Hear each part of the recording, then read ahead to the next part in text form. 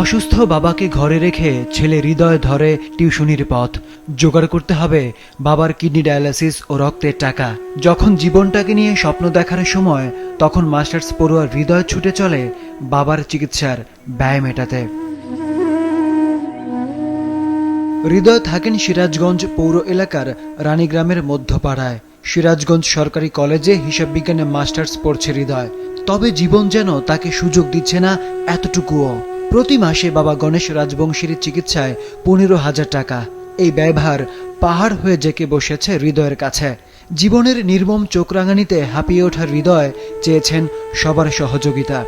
এখন এক পর্যায়ে চিকিৎসা চালাইতে চালাইতে এখন আমাদের যে জায়গাটুকু ছিল সেটুকু বিক্রি করা হয়েছে।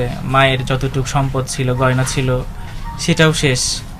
এখন মামারা আমাদের আশ্রয় দিছে, ওনাদের বাড়িতেই এখন থাকতেছি, ওনারাই খাওয়াচ্ছে। এখন আমার এমনই অবস্থা যে বাবাকে যে দুমুঠো খাবার তুলে দিব সেই সামর্থ্যটা আমার হচ্ছে না। চিকিৎসায় চালাবো না তার মুখে খাবার তুলে দিব। আমি আমার দেশবাসীর কাছে চাই আমার বাবার পাশে দাঁড়াইতে, আমার পাশে দাঁড়াইতে, যেন তাকে চিকিৎসাটা চালাইতে পারি। সঠিক প্যাড আর সঠিক তথ্য দিয়ে এসব সামলে নিব এক হয়ে।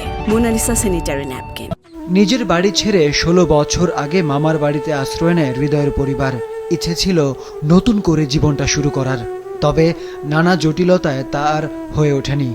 অন্যের দেয়া দোকানটাতেও অর্থের অভাবে মালামাল তুলতে পারেন না হৃদয়ের মা তাপসী রানী রাজবংশী। সে সম্বলটুকু বলতে নিজের গয়না বিক্রি করতে হয়েছে স্বামীর চিকিৎসায়। 5 বছরের মতো নিত যে বাই করে কাছে আশ্রয় নিছি। আমার তো আর গোয়ার দোয়ার কোনো নাই, থাকার মতো ব্যবস্থাও নাই। আর এই যে এখন ধরেন চেষ্টা করতে করতে এখন আমি নিঃস্ব হয়ে গেছি। আমার আর অত এখন আমার আর সামর্থ্য নাই। যা ছিল আমার রাতের সম্বল সব শেষ করে হালাচ্ছি। এখন আর আমার কিছুই নাই। প্রতিবেশীরাও ব্যথিত হৃদয়ের এমন অসহায়ত্ব দেখে। বিত্তবানদের এগিয়ে আসার আহ্বান তাদের। তাহলে ছেলেরও পড়াশোনা করে কিছু বলে প্রাইভেট পড়া দিয়া এই বাহিরে চিকিৎসা করে আর খাওয়া ইটি বাইরে চালাইতেছি। একটা ছেলে আছে লেখাপড়া করতেছে আর ওই পাইপের টুকটাক পড়াইতেছে, ওই বাপের পিছনে নিয়ে যেতেছে, ওই লোকের পিছনে।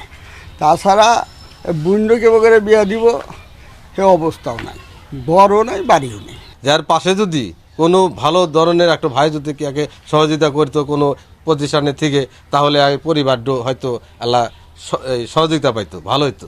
মানুষ মানুষের জন্য, এই প্রত্যয় আর বিবেকের তাড়নায় হৃদয়ের পাশে দাঁড়াবে অনেকেই, এমনটাই প্রত্যাশা সবার। আরিফুদ্দিন নবীন, মাছরাঙা, নিউজ ডেস্ক।